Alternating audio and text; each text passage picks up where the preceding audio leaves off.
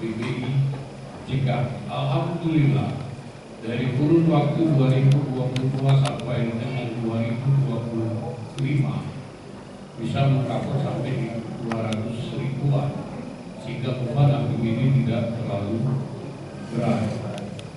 Tapi Bapak Ibu, sekarang semenjak adanya DTSEN, data terpadu sosial ekonomi nasional, ada sedikit perubahan skema pemberian bantuan ke para masyarakat penerima manfaat. Nah ini Pak Taslim jadi anuan gitu juga ya. Karena kemarin di PBIJK itu yang bisa mendapat bantuan, segmen yang bisa mendapat bantuan masih sampai pada desil 6. Desil 6 pun masih bisa.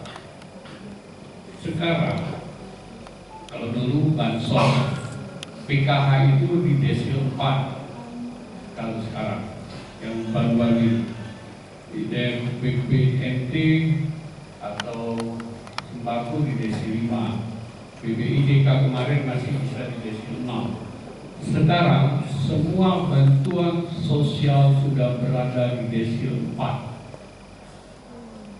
Makanya kemarin PBIJK kita yang dikeluarkan oleh pemerintah pusat hampir 115.000 batas. Nah itu akan kembali ke beban kita. Tapi alhamdulillah kemarin kita berjuang masih dapat 100 lebih juga, berarti impas. Nah, tapi kita persiapan bahwa jangan terjadi perubahan terus. Nah, jadi maksudnya ya harus wanti-wanti dengan anggaran ini. Nah, ini. Kenapa perlu kami sampaikan di sini? Inilah juga kaitannya dengan hari ini. Apapun resikonya, apapun kondisinya, masyarakat harus tetap dilayani kesehatannya. Nah, untuk itulah hari ini kita lakukan konsultasi publik untuk menjaring masukan, untuk menjaring evaluasi, untuk menjaring semua keinginan masyarakat untuk menjadi perubahan, menjadi satu inovasi untuk perbaikan dalam memberikan pelayanan kesehatan masyarakat. Jangan masyarakat berhenti karena anggaran. Pak Wali tidak mau seperti itu, karena Pak Wali bilang tidak ada lagi masyarakat yang tidak dilayani. Pokoknya kalau bawa ada KTP Palembang bisa dilayani. Nah inilah RSUD Gandus akan mencoba melakukan ini untuk mengambil semua masukan dari para stakeholder yang tentu sangat dibutuhkan.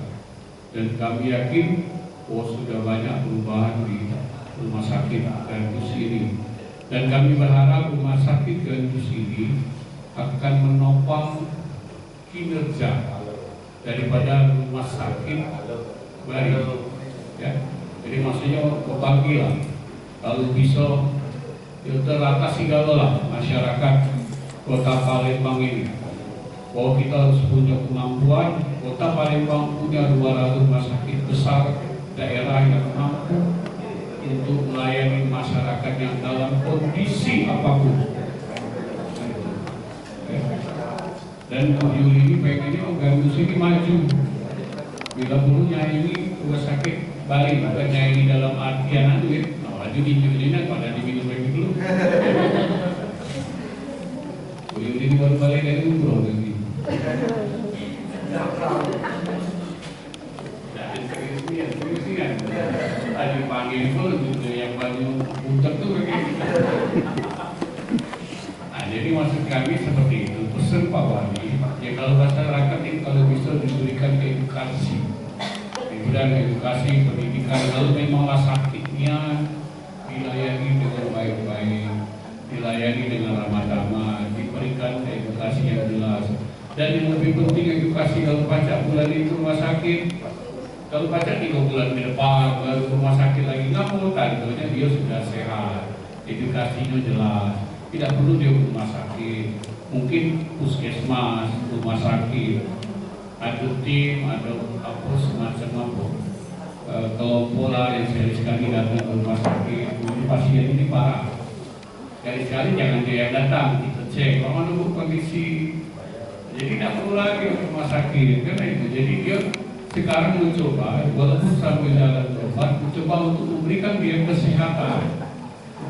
Kita lihat kalau itu datang ke rumah sakit, itu sudah sakit. Nah, kalau bisa, jangan lagi. Kalau biasa sebulan sekali, jadi 3 bulan sekali. Jadi kan paling tidak berarti ada perubahan. Itu juga menjadi satu inovasi.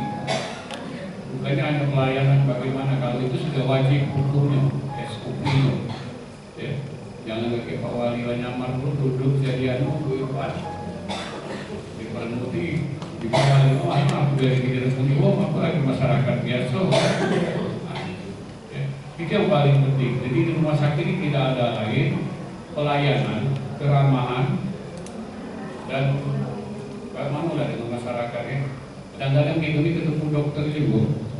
Tak perlu dokter yang spesialis yang hebat kalau di umum ya, di luar. Kadang-kadang dimarahi dokter yang ada senyum, ngobrol, asal buru luar. Nah, itu ada juga seperti itu. Ya. Jadi aku cerita aku dokter keluarga aku dokter Sandra pakai.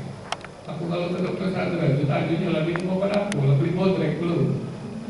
Iya, kalau belum balik lalu, belum botrek dan teman itu dokter ini. Ya menjawab kalau aku, dia akan tanya ayat. Nggak, maksud dia tuh ngakui sih. Kita sakit ini jangan dicari obat, dicari penyebab. Aku baru itulah dokter yang nggak galak dikali, nggak galak obat. Iya. Minum dulu obat baru, jadi itu mulai dari dana baru. Itu dokter. Tapi kita lama-lama sugesti semua itu. Nah itu masalah beli dia datang, diobati, itu sudah sembuh, jangan datang lagi. Datang juga tidak untuk oleh diobat, karena klaim BPJS itu sudah dibayar, tapi sakit dibayar tiap bulan. Nah sudah itu masyarakat yang diedukasi perlu datang dulu ke puskesmas baik, terus rumah sakit cek, diobat. Karena ini masyarakat itu berpikir kadang-kadang singkat. Pokoknya budaya ada minta kis, isi dompet, kalau dulu musim kartu, ada kis, tidak pernah dipakai. Gratis juga, dia tidak sadar gratis ini dia sebagai masyarakat, tapi yang bayar negara. Tidak dipakai kan itu. Ketika terdesak kayak baru. Aku lah sering nengok ke kepala dinas sosial, masyarakat nangis di ruangan aku. Lah tahu tidak mampu, mohon maaf tidak mampu, kurang beruntung. Hampir ada 8 bulan belum nak mikir nak kesehatan ini ada. Kira dalam masuk rumah sakit, nak operasi, nak sesar, berbeda katik, baru nangis nak minta hari pulang. Nah itu juga tidak bagus. Edukasinya nah ini juga perlu disampaikan. Karena di sinilah peluang terjadinya pungli kaki ayam itu. Karena mereka mengharapkan segera barang ini berapa banyak timbang dia bayar 20 juta, 40 juta, kira-kira kan itu. Nah itulah peluang pungli. Padahal tidak perlu seperti itu.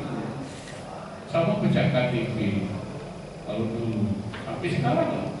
Kalau ulang tahu anak kita ini sudah 17 tahun, kelas 3 SMA, tamat nak nyari gawe, ya buat lah. Janganlah nak nyari gawe, lah daftar baru nak KTP. Hari itu lah sudah berapa kamu bayar, saya sudah hari ini. Duit dulu, nah itu yang pokoknya begitu anak itu hari ini 17, besok buat kelak KTP. Jadi masa menciptakan peluang seperti itu.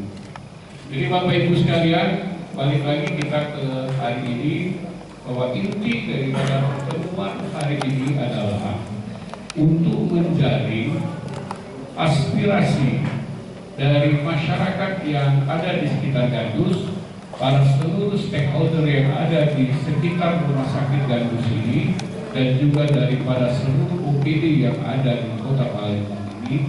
Bagaimana caranya rumah sakit Gandus ini akan menjadi lebih baik ke depan.